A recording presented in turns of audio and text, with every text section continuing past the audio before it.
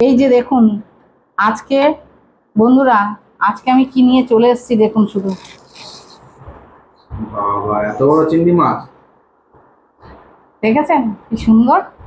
এই যে দেখুন ডাঁড়াগুলো খুলে পড়ে যাচ্ছে। বাবা, কেমন দেখতে হয়েছে বলুন? গলদা চিংড়ি তিংড়ি মিংড়ি লম্বা দাঁড়ায় করতাল, কাঁকড়া সিদ্ধের কাঁকড়া ডোবায় মাকড়সাদের হরতাল। ছোটবেলায় পড়েছি না কবিতাটা? এই যে দেখুন সেই গলদা চিংড়ি।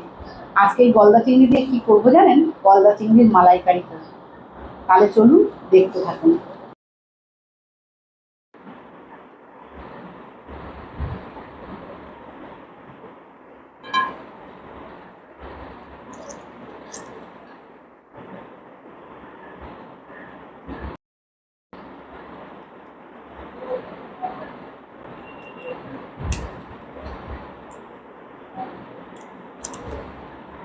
সবগুলো কেটেই নিয়ে এসছি।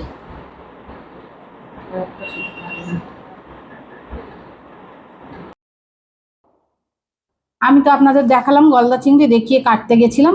এই যে দেখুন সুন্দর করে কেটে নিয়েছি, এইভাবে পুরো একদম বার করে নিয়েছি। এর ভেতরে যে ময়লাগুলো থাকে সেগুলো সব শিরা টিরা সব বার করে নিয়েছি।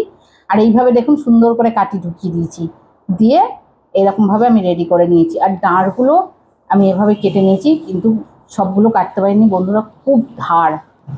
তাই কিছুটা আমি কেটে নিয়েছি। আমার ছেলের আবদারে, ছেলে বললো চুষে চুষে নাকি খাবে। তো চলুন তাহলে এবার রান্নাটা শুরু করি। এবার আমি গ্যাসটা অন করে নিচ্ছি। চিংড়ি মাছ কাটতে আমার অনেক সময় লেগে গেল। এবার আমি কড়াইটা বসিয়ে নেব।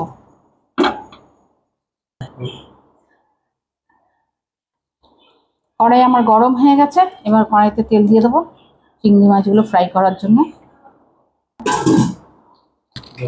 আচ্ছা, তেলটা আমার গরম হয়ে গেছে, এবার আমি মাছগুলোকে হালকা করে ভেজে নেব।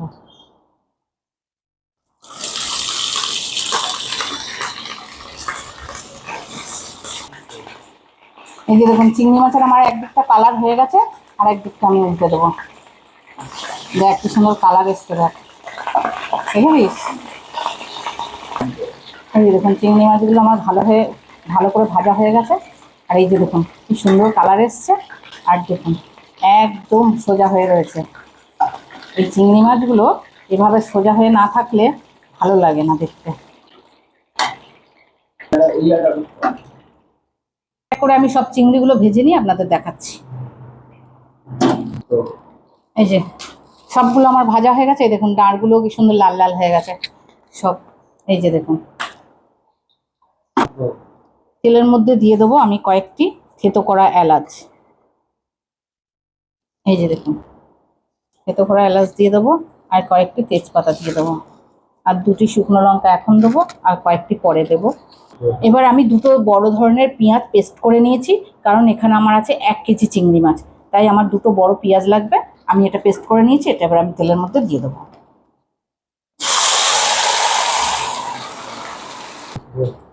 আর চিংড়ি মাছের মালাইকারির জন্য সব থেকে প্রয়োজন হচ্ছে নারকেলের দুধ। আমি নারকেলটাকে আগে থেকে ভিজিয়ে, গরম জলে ভিজিয়ে দুধটা আমি সুন্দর করে বার করে নিয়েছি। দেখুন এইভাবে বার করে নিয়েছি দুধটা আমি একদম। এই যে দেখুন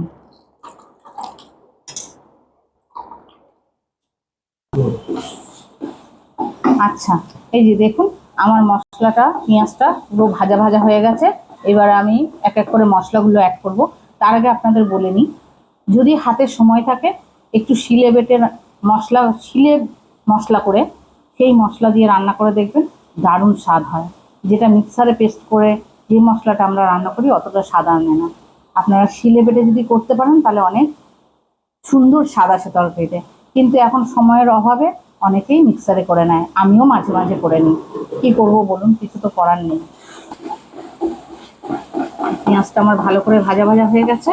এবার আমি দিয়ে দেবো 4 কোয়া রসুন, 4-5 টুকরো আদা, আর বেশ কিছুটা কাঁচা লঙ্কা। যেহেতু আমি কাঁচা লঙ্কা দিয়েই করব, তাই বেশ কিছুটা কাঁচা লঙ্কা আমি নিয়ে নিয়েছি। এবার এটা এর মধ্যে দিয়ে দেবো। আমার আদা রসুন আর কাঁচা লঙ্কা বাটাটা আমি দিয়ে দিয়েছিলাম।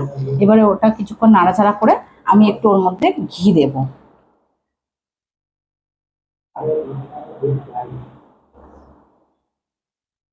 এই 1 চামচ মতন আমি ঘি এখন দিলাম, পরে আমি আবার একটু অ্যাড করবো ঘি।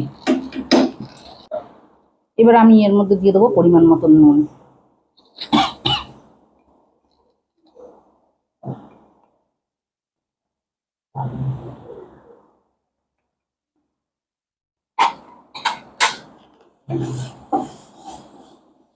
আচ্ছা, এটা আমার হয়ে গেছে ভাজা ভাজা।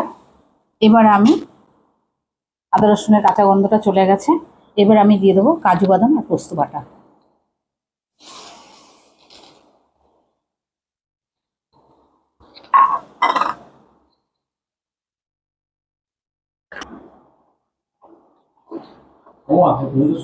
পোস্ত বাটাটা আমার দেওয়া হয়ে গেছে, মোটামুটি তেল ছাড়া শুরু করে দিয়েছে।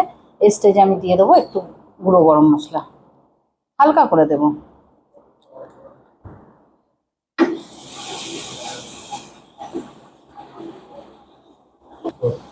গ্রেভিটা আমার সুন্দর রেডি হয়ে গেছে। এবার আমি যেহেতু মালাইকারি একটু মিষ্টি দিতে হয়, তাই আমি একটু চিনি দিয়ে দিচ্ছি।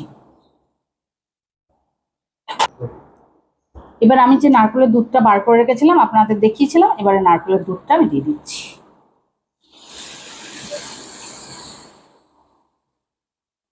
এবার আমি কয়েকটি শুকনো লঙ্কা রেখে দিয়েছিলাম, আপনাদের দেখিয়েছিলাম, সেই শুকনো লঙ্কাগুলো এবার আমি দিয়ে দেবো, যাতে কালারফুল হয় আর দেখতে ভালো লাগে। এবার এটা একটু ফোটার জন্য আমি ঢাকা দিয়ে দেবো। এবার আমি চিংড়ি মাছগুলো এর মধ্যে দিয়ে দেবো।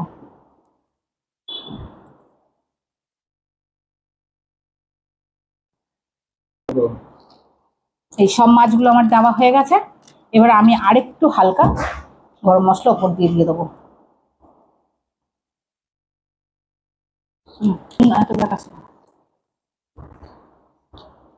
লাস্টে আমি একটু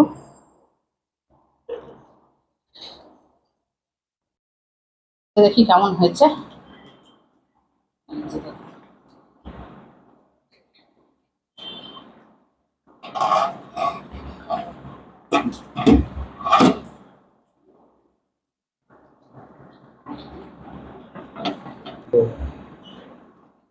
আমার চিংড়ি মাছের মালাইকারি অনেকটাই হয়ে এসছে।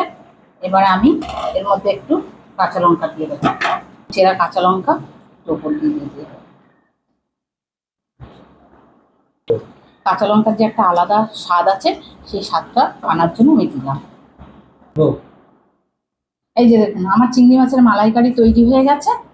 এইরকম ভাবে আমি যেভাবে বানিয়েছি, এইভাবে বানিয়ে খেয়ে দেখবেন, খুব সুন্দর লাগবে। আর যদি আপনাদের ভালো লেগে থাকে, অবশ্যই আমাকে একটা কমেন্ট করে জানাবেন। আর আমার যদি আপনারা ইউটিউব থেকে দেখেন, তাহলে অবশ্যই একটা সাবস্ক্রাইব করে দেবেন আর আমার পাশে থাকবেন। আর ফেসবুক থেকে দেখলে একটু ফলো করবেন। তাহলে আজকের মতন এই পর্যন্তই।